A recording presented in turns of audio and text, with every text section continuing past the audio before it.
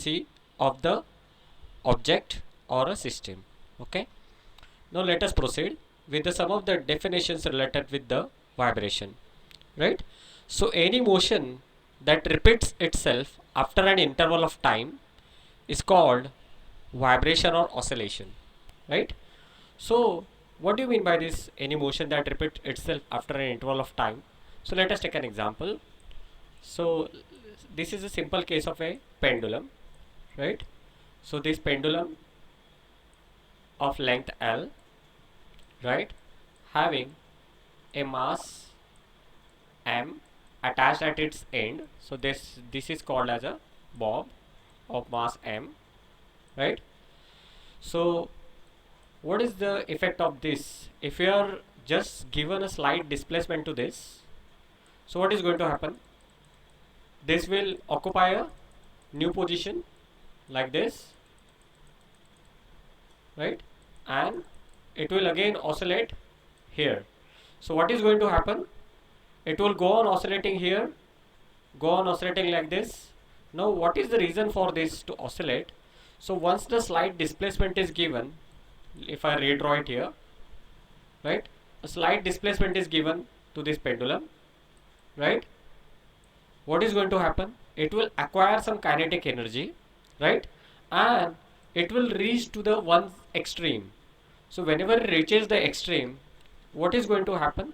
The kinetic energy at this stage, which is the other side of the extreme, is considered to be 0, right? Or while reaching to the one extreme, the kinetic energy of the system will become ceases, and now at this stage, the this bob of a pendulum will acquire only the potential energy, right? Because of which this bob will again try to restore to its this mean position, which was stationary position, right? But while reaching is this position, it has already acquired some kinetic energy, because of which instead of stopping at the mid position, it will again go back to the other side of the extreme, right? And this cycle will go on repeating, right? So whenever it reaches to the other extreme, here also what is going to happen? The kinetic energy here also be equals to 0, right, at this position, whereas it has acquired the potential energy, correct? So because of which this again pendulum will try to restore to the mean position, and again at the mean position what will be there? There will be some amount of kinetic energy, right, and because of which the system will go on oscillating like this. That is conversion of kinetic to potential, potential to kinetic. So what you can observe here, a motion that repeats itself after an interval of time is called as a vibration or oscillation. So we can measure how much is the time required for the one complete oscillation. Now how do we measure the one complete oscillation? Let us, this is the mid position, right? So we reach to this side, right? Then we come back to the mid position. Then pendulum reaches to the other extreme, right, and then again reaches to the mid position. So this is called as a one complete oscillation. Mid position to right side to mid to left, and left to again mid. Okay, so this is called as one complete oscillation. Now let us understand some of the basic examples. We understand the motion of a plucked string in any musical instrument, right? So that's a vibration, because of which we are able to hear the sweet sound of any musical instrument such as sitar or violin, right, which are based on the plucking of a string. Then motion of a swinging arm of a pendulum, right? Then you must have heard about the ringing bells which played during our completion of a one period of a exam, or for some alarming situation to be played, right? So ringing bell is having a nature such that it produces a vibration, right? So vibration is produced because of the arm which is attached to the ringing bell, right? Correct? Any questions over this? Hello?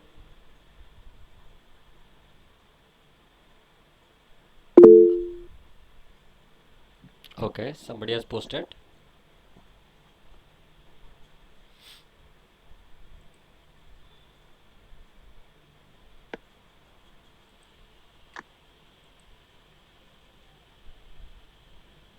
No. Okay. Okay. So we'll continue with our discussion. Okay. So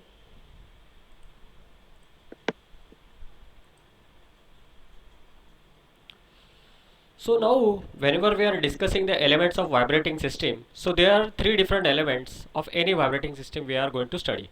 The first is called as a spring or elastic member. Now, spring or elastic member is going to possess what? It is going to possess a potential energy, right? So the nature of the spring or the property of the spring is to store a potential energy, right? Whereas every vibrating system should possess some mass, right? Now, what is the property of the sir mass? माझी screen बंद झाली आहे. Sorry, hello. Sir screen share नाही होत आहे तुमची. PP Screen किधर है share. पीछे? Okay, okay, okay. Wait, wait, hello wait. Sir. Yes, yes, yes. As I minimize, I think unshared. Sorry. Yeah. Thank you.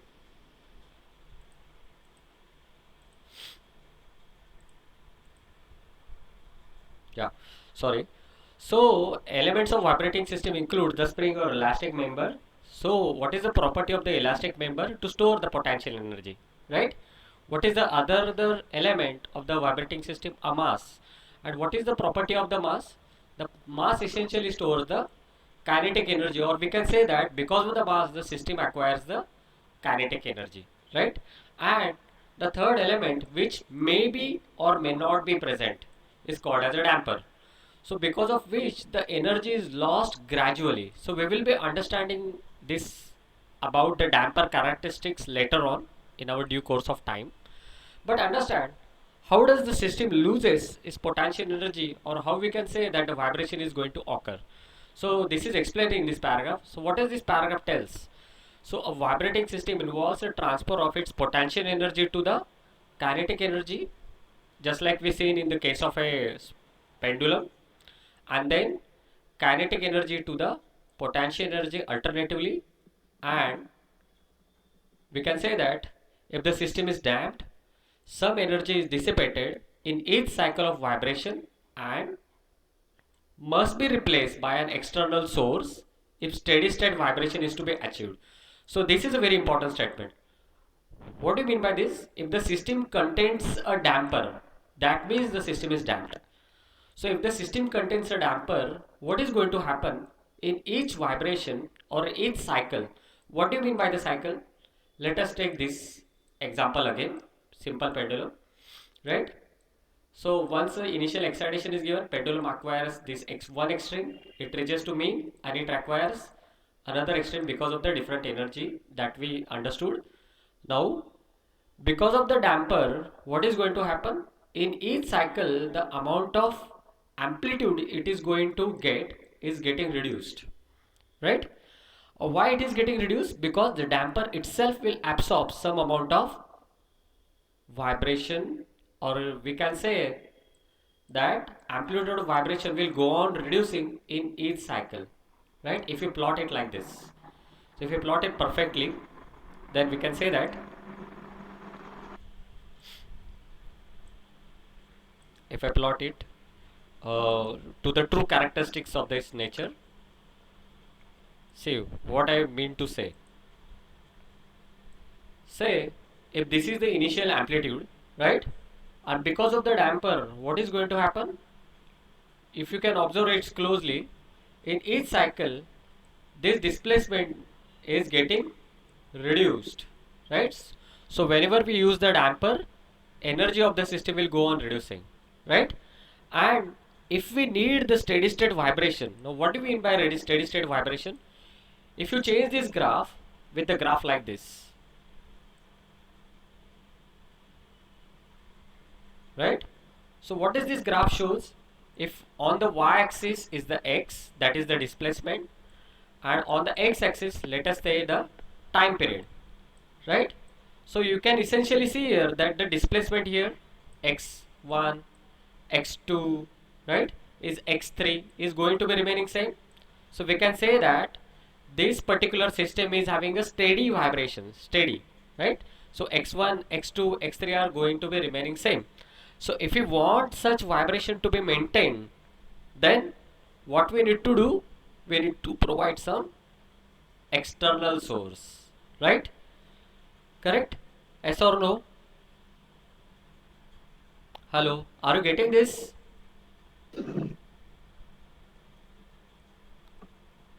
Hello.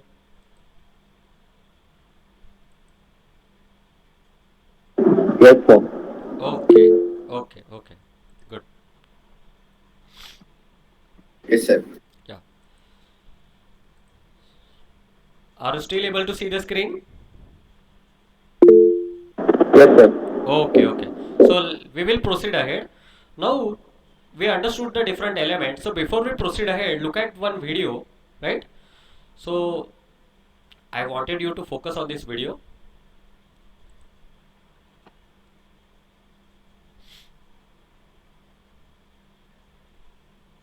So it will able to you to understand why do we need to study the vibration in detail.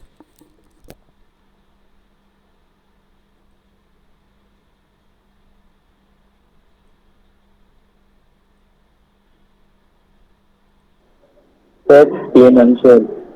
Ah, yes. I know. I'm sharing the different screen. That's why.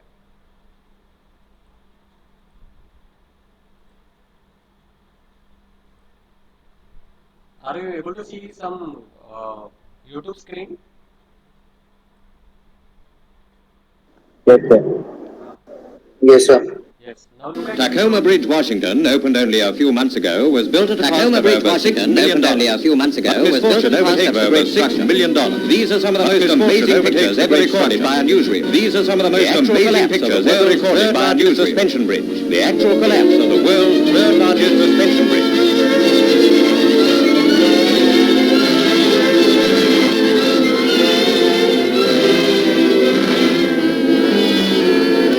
Only a 35-mile-an-hour wind is blowing, but this apparently sets up a rhythmic swinging of the bridge, wind is blowing, which increases but with each swing. Sets up a rhythmic swinging of the bridge, which increases with each swing.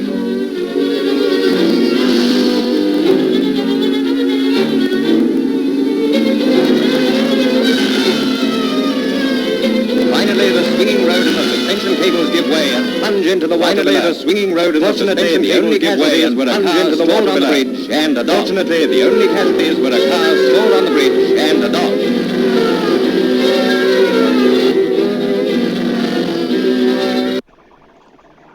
Now, what you seen just now is an example of the Tacoma Bridge collapse, which was built in 1940, and within the building of this bridge, right?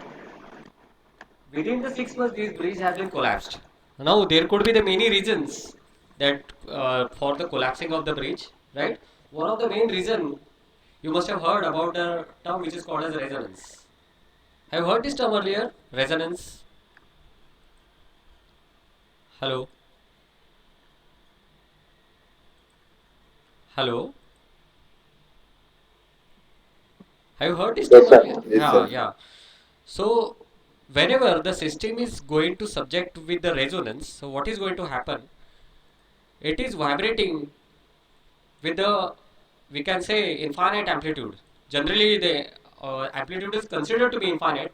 In fact, uh, amplitude of the vibration may go beyond a control that can be the considered to be a situation whenever the system is undergoing resonance. So because of the resonance, what is going to happen? The system vibrates with a very large amount of amplitude, and because of which the system may go collapse, right? So which was the same thing happened with the Tacoma bridge, right? And the reason of the vibration is that they have not considered the amount of the air wind resistance the bridge may have to sustain, because it was the newest type of the bridge construction which was called to be suspension bridge. If you look at the different examples of the suspension bridge, it involves the cables, and between the bridge there are two pillars on which the whole bridge will be laying on, right? So the two pillars, and between these two pillars the whole girder of the bridge will be mounted, right? So now let us understand the some of the basic terms in the vibration. The first term that we are intended to study is the degrees of freedom, right? Or the number of degrees of freedom. Okay. So let us understand what do you mean by the degrees of freedom. So we can say that it is the number of, or the minimum number of independent coordinates required to determine completely the positions of all the parts of the system at any instant of time, right? That defines the number of degrees of the freedom of the system. So what is it? Minimum number of independent coordinates required to define completely the positions of all parts. Now look at this figure. If you look at this figure closely, you can say that for this spring to occur, right, or the displacement of the spring is, let us say, defined by an angle theta, right, and you can say that its horizontal displacement is also proportional to this angle theta. So we can say that only one coordinate will be enough for defining the number of coordinates required to determine the state of a or positions of a system. That's why this system is having a single degree of freedom despite having shown the two different coordinates, right? These two different coordinates are theta and x, but theta and x are connected with each other, right? That's why it is a single degree of freedom system. Now look at this. This spring is connected to the mass, right? And this mass is given certain displacement, let us say x. So you can easily able to identify that if the mass is going in a forward direction, there will be a stretching of a spring, right? So the mass displacement and the stretching of the spring are connected with each other, right? So mass movement ahead is equivalent to the force which is generated in the spring, and the force which is generated in the spring is called as a restoring force, right? And because of this restoring force, right, according to the Newton's third law, right, if there is a stretching, correct, there will be equivalent opposite force which will be exerted on the spring, and this particular equivalent resistant force which is developed in the spring because of the stretching is called as a restoring force, right? Are you getting this? Restoring force, the restoring force is developed in the spring because of the stretching, correct, and which will try to restore the original position of the system. Essentially, what is the coordinates required in this case? Only one. So the system is having a single degree of freedom system, right? Now let us look at this torsional system. So torsional system is considered to be like this. So there is one shaft, right? At the end of the shaft, what we can see? A one disc, right? Now what we are assuming? This disc is given angular displacement theta, correct? So to define the state of this disc, we can say that only one coordinate is enough, that is angular displacement, right? So we can say that this system is having a single degree of freedom system, okay, right? So can we proceed ahead? If no doubts. Hello. Hello. Yes, sir. Yes, sir. Okay, okay. Now let us look at the system involving a two degree of freedom system. Now, if you look at this example, you can see here there are two masses. This m1 is the mass having a displacement x1, which is connected to the mass m2 by a spring k2, and this mass m1 is connected to the spring k1, which is interconnected with the support, right? So both the masses are having a different displacement x1 and x2, right? So we can say that the state of a system or positions of the system components can be determined by using two different displacement. That's why it is a two degree of freedom system. Now look at here, these two rotors, right? These two rotors are connected by a one shaft, and this shaft is mounted in a bearing, right? Now to define the state of a system, right, what we can need it, these two rotors can rotate in the different directions, right? So to define the state of a system, what we will require, two different angular coordinates, theta 1 and theta 2, right? So these theta 1 and theta 2 are the two different angular coordinates or the two different angular displacement required. And what is this J1 and J2? J1 and J2 are nothing but the polar moment of inertia of the system, right? So as it requires two different angular coordinates to define the state of a system, we can say that it is a 2 degree of freedom system. Now look at this very typical example. This mass is moving in a forward direction, and to this mass one pendulum is attached. Now you can easily able to identify that the movement of this pendulum is independent of the movement of the mass, right? So pendulum may move even if the mass doesn't move, right? As well, if the mass is moving, pendulum may also acquire the different positions. So we can say that the system is possessing two different displacements. One, the displacement of the mass in the forward direction, and the displacement of the this pendulum in angular direction, which is defined by the theta. So that's why it is a 2 degree of freedom system, right? Getting? Now let us look at ahead 3 degree of freedom system. You can see here three different masses, and all these three different masses are connected by the different springs. Here K1, K2. This mass attached to the two different springs K2, K3. This mass M3 is attached to the two springs K3, K4. Now what is the point of interest here? This mass M1, mass M2 and mass M3 will have is the different displacement. If these three masses have the different displacement, then we can say that three different coordinates are required to define the state of a system, and we can say that it is a 3 degree of freedom system.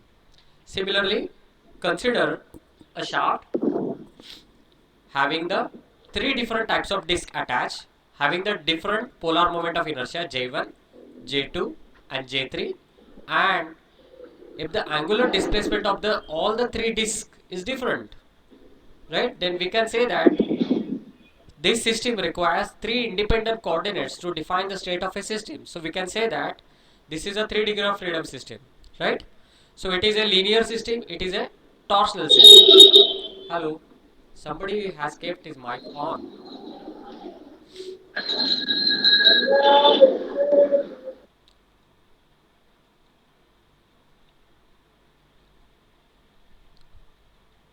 Okay, so we understood about the 3 degree of freedom system.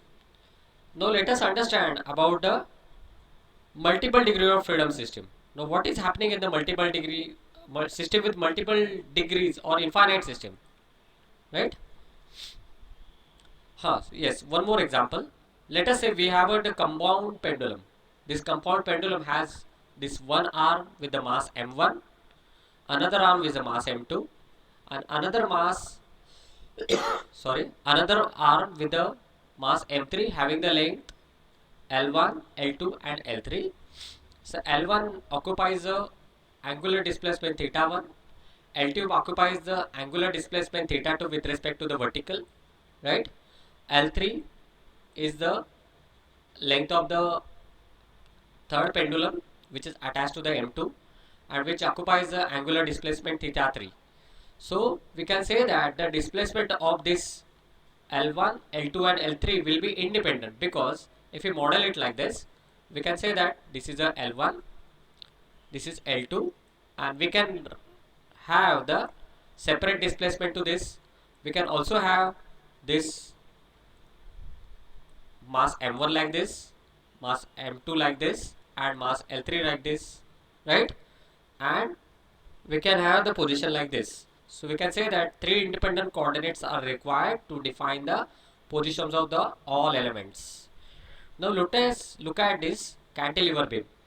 Now in this cantilever beam, if we assume that it is composed of the small number of n number of masses, then and if this beam is subjected to some displacement because of its own mass or the deflection because of its own mass, then if you try to find out the displacement of the each mass, right, at a different positions, then we can say that the mass is having the different displacement. So we can say that the system is consisting of infinite degrees of freedom, because the system is consisting of n number of masses and each mass is having a different displacement.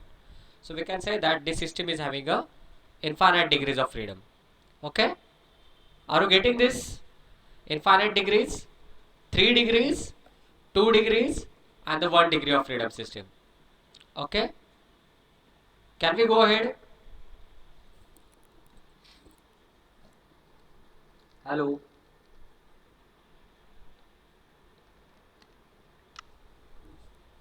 Hello. Are you there? Yes, sir. Yes, Yes, sir. sir. Yes, sir. Okay, okay, great. So now let us understand the vibrating system types. Okay. So now the vibrating system can be classified into the different types according to the different classifications. So if we are considering the finite, if we are considering the number of degrees of freedom, so based on the number of degrees of freedom, if the system is having a finite number of degrees of freedom, then it is called as a discrete, and the other name for the discrete is lump parameter system, right? And if the system is having a infinite degrees of freedom or the infinite number of degrees of freedom, then it is called as a continuous or distributed system. Just now we have seen. So the cantilever beam is an example of what? Continuous or a distributed system. And all other degrees of freedom system that we have studied earlier are what? Are example of a discrete or lump parameter system. Now let us classify the vibrating system according to the type of vibration it possesses. Let us understand what is the free vibration, which is essentially our topic name, right? What was our topic name? Free undamped single degree of freedom system of vibration. Now we are focusing on what do you mean by the free vibration. Closely look at. So if a system after an initial disturbance, look at very carefully. So we need to give some initial disturbance, right? So if a system after an initial disturbance is left to vibrate on its own, right? So after an initial disturbance is given, the system is left to vibrate on its own. The ensuing vibration is known as free vibration, right? And no other external force is acting on the system. So that type of system is called as free vibration. So the oscillation of a simple pendulum is an example of free vibration. So what does that mean? So we observe that to this simple pendulum, what we are giving? We give some initial excitation, right? So because of which this pendulum occupies a new position, and after this initial excitation is given, no other force is given on the system, right? And the system is allowed to vibrate on its own, right? So that type of vibration, if the system is going to possess, is called as what? Free, right? So it is a free vibration, correct? Getting? So it is an essential condition for a free vibration to occur that some initial disturbance or initial excitation needs to be given for a free vibration to occur. Okay, now let us understand the forced vibration. If a system is subjected to an external force, right? And generally, what is the nature of the force? Nature of the force may be repeating type, right? So the resulting vibration is known as forced vibration, such as oscillations that arise in the machines, such as diesel engine. We also understood that in a ringing bell, which is operated on a electric, right? This ringing bell, there is a one armor, right? That's continuously hit on this ringing bell, correct? And this operated by using the electric sound, or sorry, electrical signal. So this continuously strike on this ringing bell, that's why we are able to hear the sound, correct? And in diesel engines, there is a continuous reciprocating motion of the piston inside the cylinder. Even in petrol engine, the same situation happens. So the vibration which is developed is called as forced vibration, right? So this is a classification based on the nature of the force which is exerted on the system, right? Now let us look at the next type of vibration based on the presence of a damper, right? If the damper is absent, right, then the system is called as undamped vibration. And how do we define? If no energy is lost or dissipated in friction or the resistance during the oscillation, then the vibration system is known as undamped vibration, right? So in a system with undamped vibration, what is going to happen? No energy will be lost or dissipated in friction or other systems or the other resistance during oscillation. Now what do you mean by the energy lost during the oscillations, right? Let us assume This is a cylinder.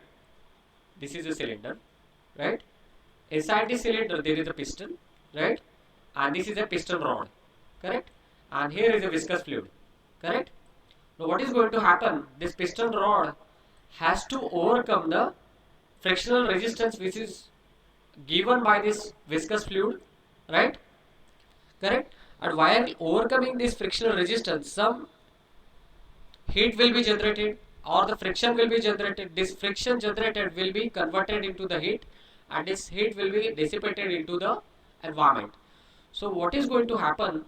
This piston rod has to overcome the frictional resistance here, correct? So the energy will be lost whenever the damping is there, right?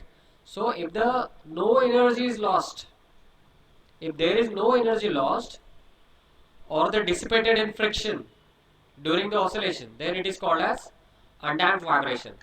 And if any energy is lost or dissipated in friction or other resistance during oscillation, then it is called as damped vibration, right? So now based on it, if the damper is present, then the system will be called as damped vibration. If the damper is not present, then the system is called as undamped vibration. Now if you closely look at the simple pendulum example, right? Now if you some initial excitation is given to this pendulum goes on vibrating, but do you think that it will vibrate for longer period of time or infinite period of time? No, because of the air resistance in each cycle of operation, its amplitude, this amplitude is go on reducing. So we can say that air will act as a damper in this case, correct? So whenever we are designing our system, even though there may not be a viscous damper present like this, or there may not be a system involving a such damper which will involve the viscous fluid, we will also consider the air resistance developed or air resistance which was not considered during that bridge of Tacoma, right? Which resulted into the excessive amount of amplitudes developed whenever the system's natural frequency matched with the excitation frequency, which resulted into the resonance and resulting into the failure of the bridge. Okay. Although in our scope air resistance damping is not in detail, so we will keep our focus only on the viscous damper and one more type of damper which is called as a dry damping. If the oil is present, viscous oil is present, then it is called as a viscous damping, right? If there is no oil, right, but the steel damping is there because of the friction which is developed between the surface, then it is called as a dry damping. Okay, we will be discussing it in detail in the further lectures ahead. Okay, any doubts over this undamped and damped? Hello. Okay, okay. Yeah. Now let us understand what do you mean by the linear vibration and the non-linear vibration. So this is another classification. If all the basic components of vibratory system such as the spring, mass and damper behave linearly, the resulting vibration is known as linear vibration. What does that mean? If the system is involving all these three, let us say this is a spring, right? Let us say this is a damper, right? And there is a mass, right? So if some displacement is given to the mass, right, and because of this displacement there will be some displacement or the restoring force developed in the spring, and there will be some damping force which is developed in the damper.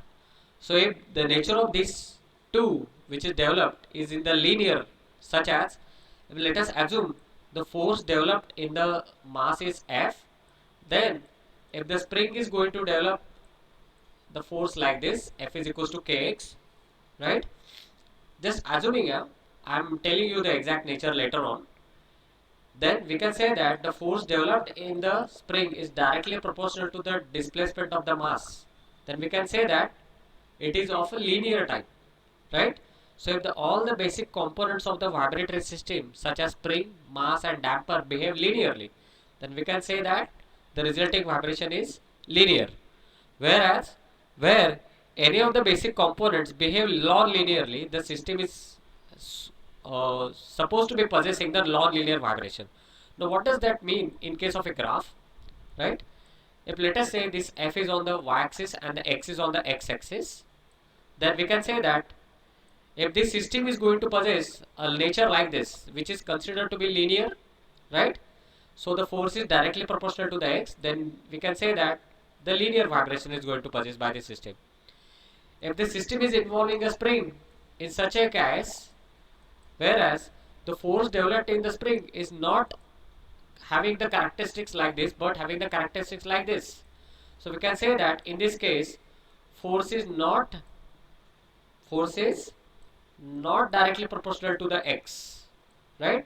So what is the nature of the force here? It is non-linear, correct? So we can say that the system is going to possess a non-linear vibration. Okay, so the spring in such case is called as non-linear spring. But in our syllabus, only our focus will be on the linear springs, okay, and on the dampers which are possessing a linear characteristics. Okay, now let us further classify the types of vibration based on the types of the amplitudes they are going to possess. So you can see here, this is the case of a longitudinal vibration in which the system is going to vibrate in the longitudinal directions. Let us say this is a mean position, right? So the system is vibrating along the axis or parallel to the axis. So in this case we can say that it is a longitudinal vibration. It is a mean position and it is the A and C denotes the extreme positions which is getting awkward because of the free vibration or maybe because of the forced vibration, right? So if small initial excitation is given, system will reach to the C position, and because of the kinetic energy it has already acquired, system will go to the point B, right? And because of the already acquired kinetic energy it will reach to the position A, and while reaching the position A, whole kinetic energy acquired will be 0, right? And the system will only possess what? Potential energy, because of which the system will again try to restore to its mean position, but while reaching the mean position it has already acquired the enough kinetic energy, because of which what is going to happen? Because of which the system will reaches to the extreme point C, and while reaching to the extreme, what is going to happen? Kinetic energy again reaches to the position 0, and the system is going to possess the maximum potential energy, right? So this cycle goes on repeating in case of a longitudinal vibration till this amplitude of vibration dies out completely because of the external factors or the air resistance, depends. Okay, now let us understand this pendulum. This is called a torsional pendulum. In this torsional pendulum, if the vibration is going to occur or the oscillations are going to occur in the direction like this, right? So if it is attached like this, correct, then we can say that this is a transverse vibration, correct? Are you getting this transverse vibration? If this axis, the displacement of the elements of the system is parallel to the axis, then it is a longitudinal. If the displacement of the parameters of the system are perpendicular to the axis, then we can say that it is a transverse vibration, right? Then if the system is going to have the displacement in the angular direction with respect to the axis, then we can say that the system is going to possess the torsional vibration. Are you getting the difference between these three? Let me know, yes or no.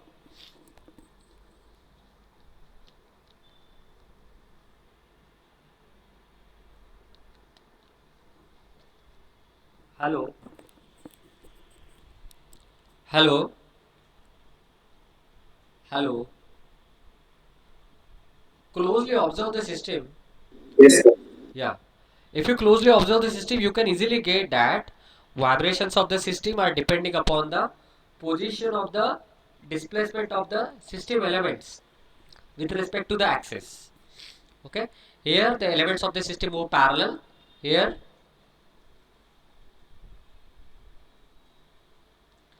the elements of the system are moving in transverse direction, and on the third case are moving relative with the angular direction. Okay, now let us proceed ahead. This is the description given, and what is going to happen in the first stage? The types of stresses developed here will be tensile whenever the system reaches to the C point, and whenever the system reaches to the A point. What is the type of stresses developed? The type of stress developed will be compressive, right? So in this way, alternatively, tensile and compressive stresses will be developed in the system. Okay. Now, in the second case, what is the type of stress that will be developed? The type of stress developed in the second case will be bending, because you can see there is a bending of the beam or bending of the torsional pendulum. So here, in this case, because of the bending, this upper layer will be going to subjected with the compression, and this lower layer will be subjected to the tension. So this we can calculate the bending stress, although calculation of the bending stress is beyond our scope of the subject. Okay, but this is definitely going to possess a bending stress. Okay, whereas in the third case, what is going to happen? Torsional shear stress will be induced. Correct? So in the third case, because of this angular displacement theta, torsional shear stress will be developed. Correct?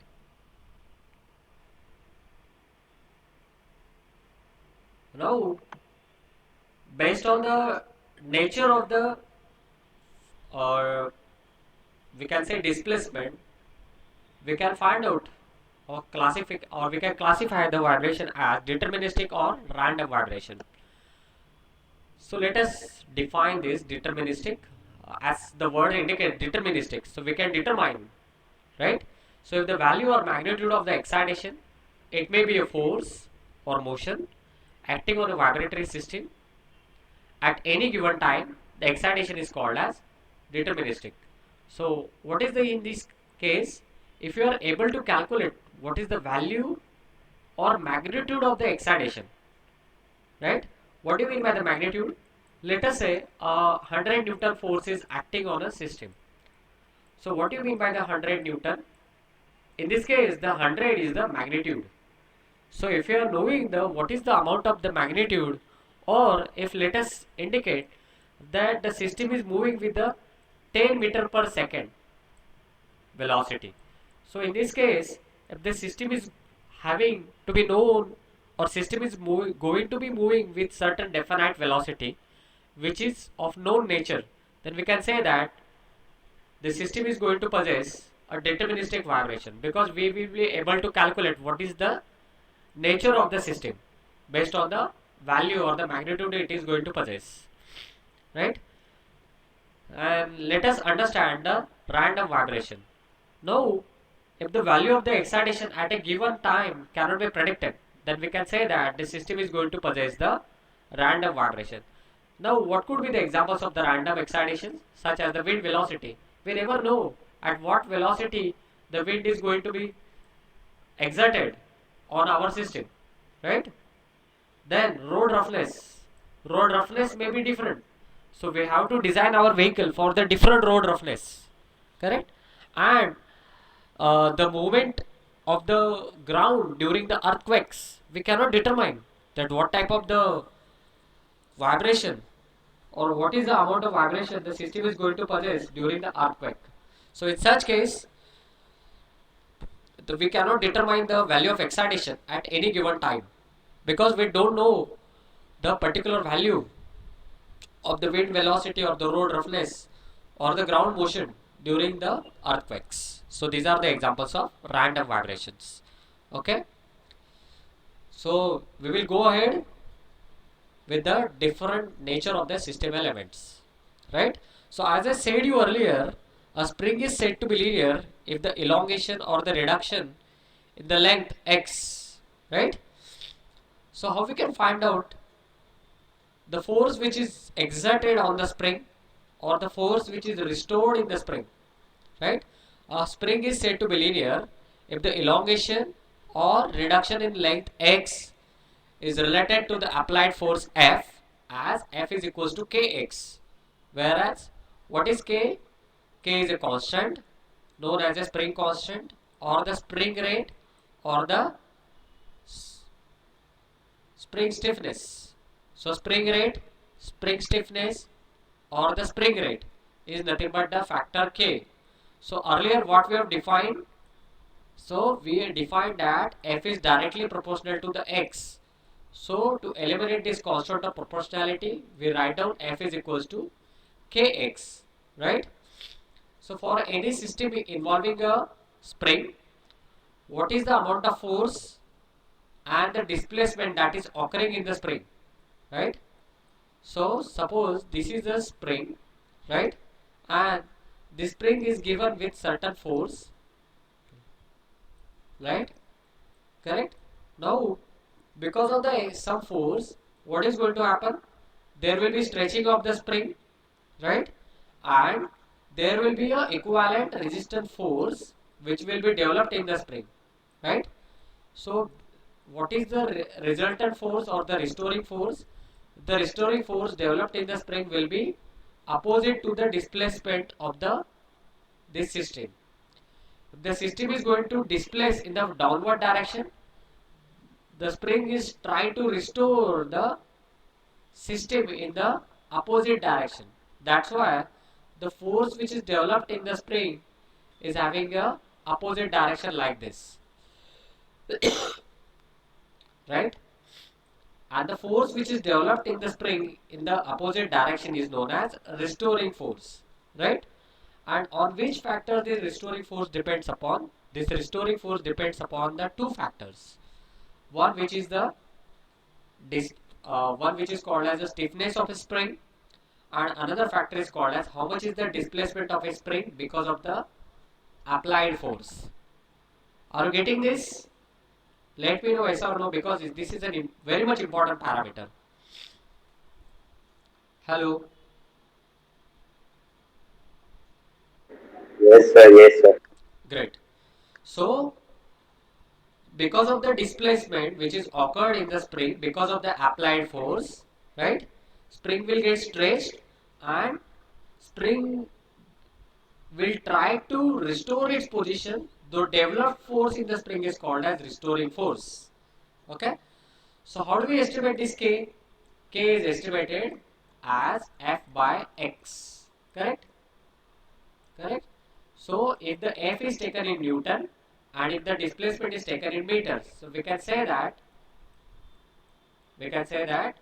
the stiffness of a spring is having a unit as Newton per meter, and it essentially depends upon the two factors: applied load and the consequent displacement or the deflection of the particular object or the spring. Correct? Now if you look at the two elements, the displacement of the spring can be negative or positive based on the nature of the force, right? In this case what we assume, the spring is stretched, but you can easily get to know that spring can acquire the displacement in opposite direction like this, correct? So in such case what is going to happen? The spring will get compressed, but in such case if the spring is getting compressed, right, there will be a negative displacement, correct, correct, and the restoring force in such case of compression, right, will be what? In the downward direction, because the spring is compressed. So the spring will try to restore its original position, so the nature of the force which is developed in the spring will be opposite. So this is the case of a compression, right, and this is the case of a tension. Are you getting this? So we can say that the stiffness of a spring will be always positive, but the force may be positive or negative required to cause a unit deflection based on the either it is getting elongated or it is getting reduced, right? The elongation of the spring occurs during the tension, right? And the reduction of the spring is going to occur during the compression, right? So we can say that the spring is going to possess the compression or reduction, compression or elongation. Now during all these stages, spring is going to possess some energy, right? Or it is going to store some energy during both the stages, either tensile or compressive. The energy which is possessed by the spring is which called as potential energy. And what is the another name? The energy which is possessed by the spring during both the stages, either elongation or the reduction, is called as strain energy or potential energy. And how it is expressed? It is expressed in the form of work done. So if we express the work done by the spring, so work done by the spring is expressed in the form of force into displacement, right?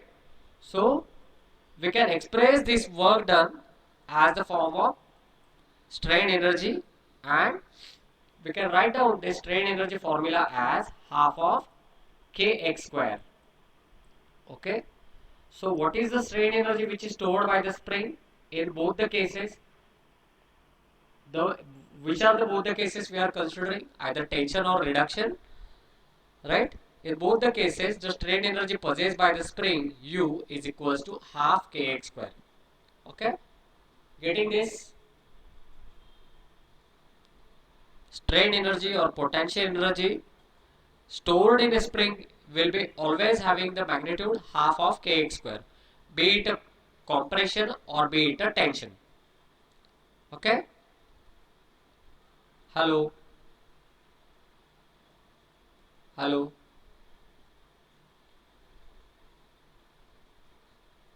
let me know yes or no.